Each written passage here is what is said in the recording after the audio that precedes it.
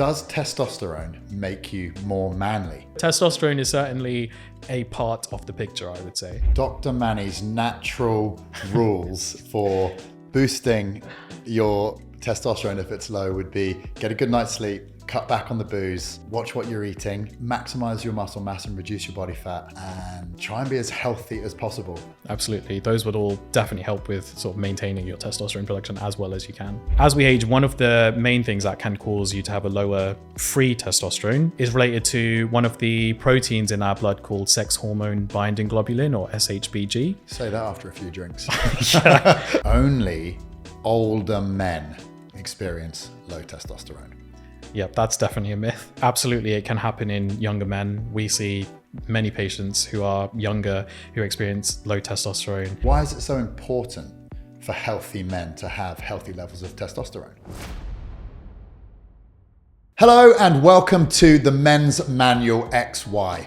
XY is the bonus episode of the Men's Manual where I get to spend a little bit more time one-on-one with our industry experts to dig a little bit deeper into the topic that we covered in the main episode. And this week, we're looking into the amazing topic of testosterone. I'm Shaun Stafford, a manual ambassador, and today joining me on the sofa is Dr. Manny, who is a manual doctor and testosterone specialist. In this episode, Dr. Manny and I are going to be looking a little bit deeper into low testosterone, some of the symptoms, how those symptoms can be treated, but also busting some really common myths that are out there around the topic of testosterone. Dr. Manny, thanks so much for being here again. So in the last episode, we covered a lot on low testosterone, and we're going to take it right the way back to the start to just give everybody a really full understanding. And we're going to start with some really simple questions just to underpin our knowledge so that everybody listening can get that full understanding. I feel the best place to start is with the question, what is testosterone? Sure. So yeah, testosterone is the predominant sort of male hormone. So it's one of the hormones that give rise to sort of secondary sexual characteristics that men have. The sort of comparable hormone that's more predominant in women is estrogen. In terms of testosterone, so it gets produced in the body via cholesterol. So cholesterol gets converted via different enzymes into different hormones, and then eventually you get to testosterone. A similar kind of process happens with getting to estrogen as well. So they all kind of derive from cholesterol. Testosterone, it increases as men age. So when they reach puberty is when there is a significant rise in testosterone, and that's why we see males go through puberty. Testosterone is the hormone that leads to things like having growing facial hair, growing body hair, having a deeper voice, having increased muscle mass. So these are the things that testosterone does at that time of life. In terms of how testosterone gets made in the body, what happens is there's a part of the brain called the hypothalamus. So this part of the brain it's sort of responsible for a lot of different things in the body, but it detects how much testosterone and estrogen there is in your blood. It then responds to that by releasing a hormone called gonadotropin releasing hormone. This hormone then goes to a little gland that sits right below your brain called the pituitary gland, which then stimulates another two hormones that get made, one called luteinizing hormone and one called follicle stimulating hormone. These then go to your testicles and then stimulate your testicles to make testosterone and also to make sperm as well. So that's kind of how testosterone gets made in the body, and that's kind of then the effects that it has. And then as a man sort of is in his adult years, testosterone is kind of responsible for maintaining all of those secondary sexual characteristics that I mentioned. But then, as we've kind of discussed in terms of low testosterone, it also helps with maintaining things like mood, energy levels, sex drive. We know that it's linked with erection strength and quality as well. As I mentioned before, muscle mass and your sort of body's fat metabolism as well. So it's a very important hormone for many different effects in the body. That is a much more complicated answer than I was expecting. And I'm sure a lot of people listening would just think that, testosterone is made in your testicles and it just flows out. Yeah. So I'm gonna throw it out there. And this is a question that you can answer however you want. Okay. But does testosterone make you more manly? So, I mean, it depends what you say in terms of manly. So I guess that's kind of an individual thing. But if we're talking about sort of the characteristics of what we think about when you think of a man, then yes, testosterone does kind of do those things. So when you think of height or facial hair, body hair, increased muscle mass, all of these things testosterone is responsible for. I mean, when it comes to being a man, there is no, one way of being a man. So I guess physically and in some ways psychologically, it can make someone manlier, but on the whole, I wouldn't say it's the only thing when it comes to being a man. Obviously, being a man is a complicated thing that lots of different things are involved with, but testosterone is certainly a part of the picture, I would say. Cool. And when it comes to testosterone, why is it so important for healthy men to have healthy levels of testosterone? Testosterone is important for all of those things when it comes to a man and his sort of body. So muscle mass, bone density, fat distribution, all of these things are very important when it comes to your general health. So testosterone is involved in a lot of these processes in the body. So that's why it's important for us to have sort of good testosterone, or at least sufficient testosterone levels. There's been sort of more recent studies that have shown that low levels of testosterone can increase your risk of certain things like cardiovascular disease. So we're kind of learning more about other potential things that testosterone is sort of responsible, or at least involved in the body. But again, we're kind of finding out more information about that as time goes on and the more studies that are done. It's also really important in other things like bone health. Testosterone and estrogen are both really important hormones when it comes to having strong bones. So as a man ages, we know that all of these things, or these risks of things like fractures, of cardiovascular events, increase. So we know that testosterone therefore is important when it comes to sort of reducing these risks, or at least making sure that a man is healthy and has a sort of lower risk factors when it comes to those kind of conditions. So in that way, it's important for lots of things. And I'm talking sort of like physically in the body, but then also psychologically, it's very important as well.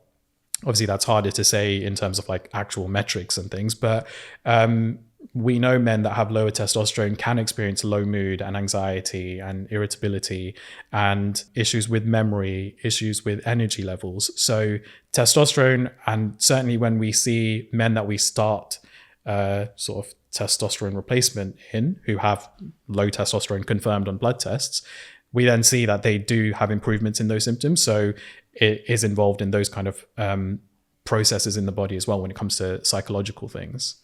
And almost rewinding a little bit to the previous episode that we filmed with Ali, he obviously shared a lot of his story and his journey of sort of the symptomology of low testosterone, and then running through to having it treated and then coming out the other side of it.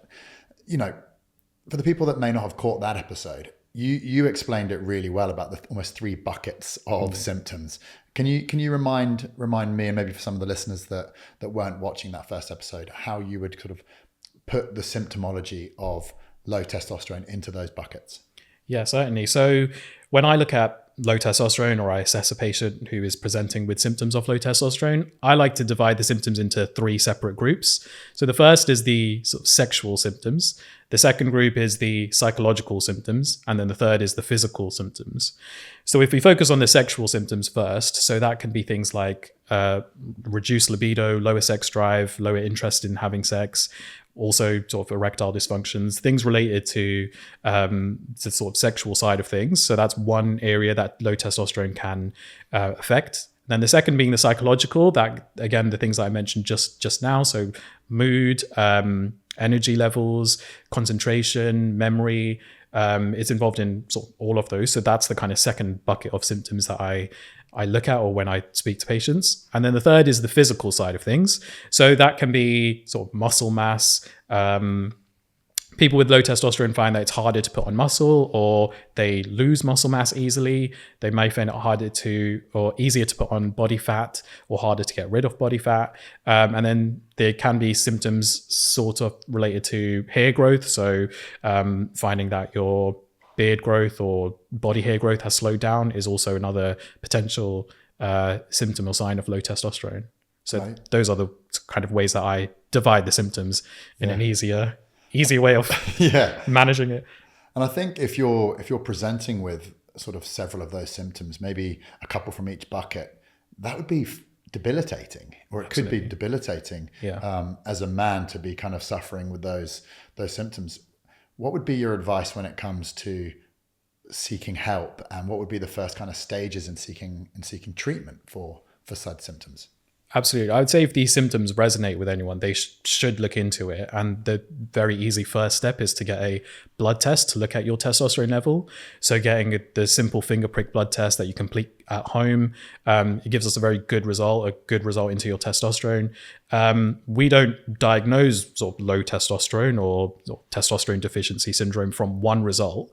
And the reason for that is testosterone can vary a lot during the day, and it can vary like day to day or week to week, because it is related to a lot of different things. So you can't really go by one reading. You need to have two readings that then confirm that your testosterone level is lower. But the first step would be to get that first blood test. And if it does show your testosterone is low, then proceed to the next test.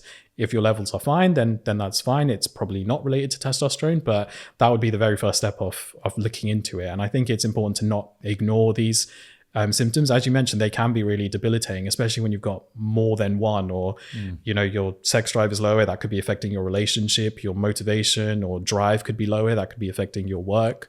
So these are really important things that should be looked into, I feel. And that's kind of the way that we would advise to go about it. Amazing. And taking it back more onto the biological level. So if we're talking about testosterone levels in men changing over time, what sort of age is testosterone at its kind of peak for men? So it's at its peak in your sort of teenage years or your early 20s. That's when it's at its highest. And then around the age of 30 or so is when we start to see it slowly decline.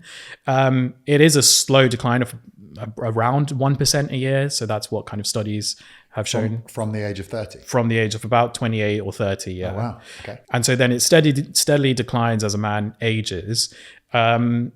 It's different in women who have that sharp decline when they go through the menopause. Yeah. So men don't have this sharp decline at any point, but it is a steady decline. And if you get into a level that sort of then develop symptoms, then that could be what's happening. It could be the steady decline in testosterone.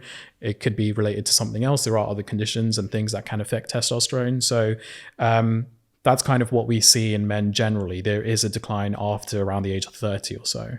So if testosterone kind of decreases as we age, what could be the underlying reasons for that?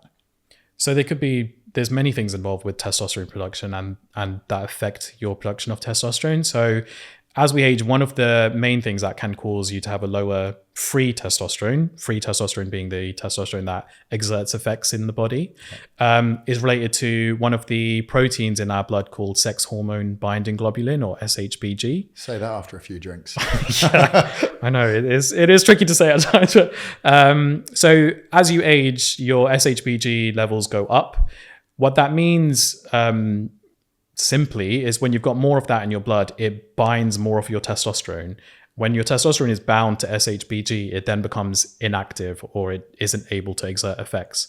So that then reduces the amount of free testosterone being the one that's the testosterone in your blood that's not bound to anything and then can exert effects around the body.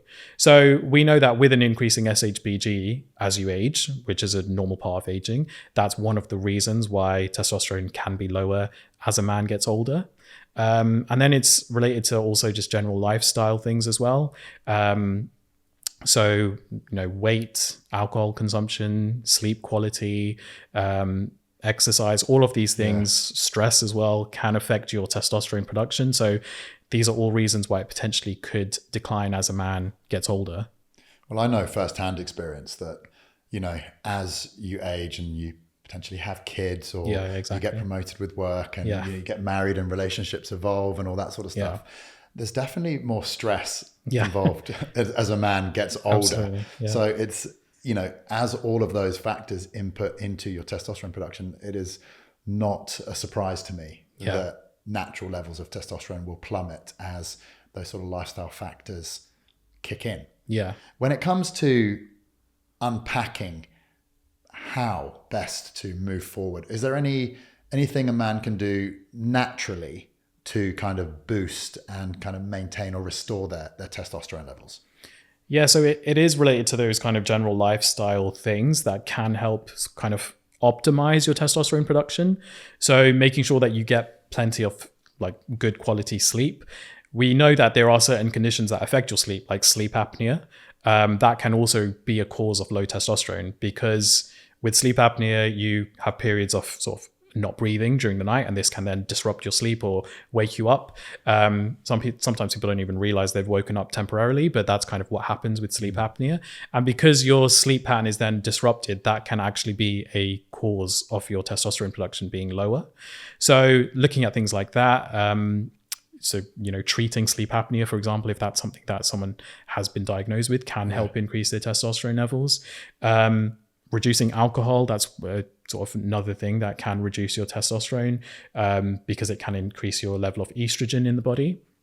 And then, as I was mentioning earlier, with sort of how testosterone gets produced or signaled from the brain or the hypothalamus or the pituitary gland.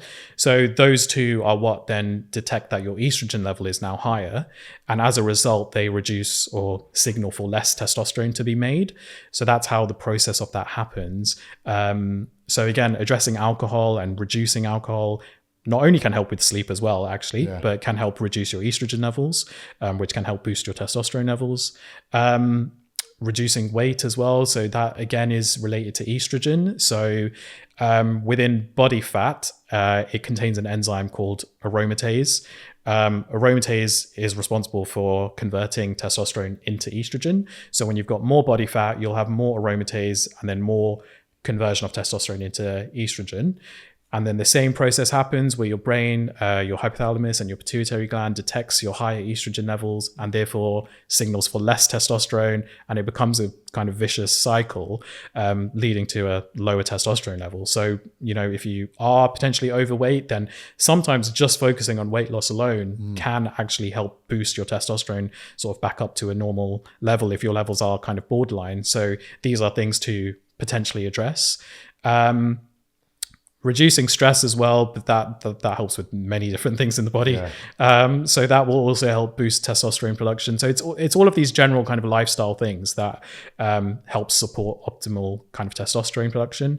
Eating well, making sure that you're not deficient in any vitamins or minerals, again will help support sort of optimal hormone production as well in your body. Amazing. So Dr. Manny's natural rules for boosting your testosterone if it's low would be get a good night's sleep, cut back on the booze, watch what you're eating, try and maximize your muscle mass and reduce your body fat, and just try and be as healthy as possible to give yourself the best shot at boosting and maintaining those optimal levels of the hormone. Absolutely. Those would all definitely help with sort of maintaining your testosterone production as well as you can.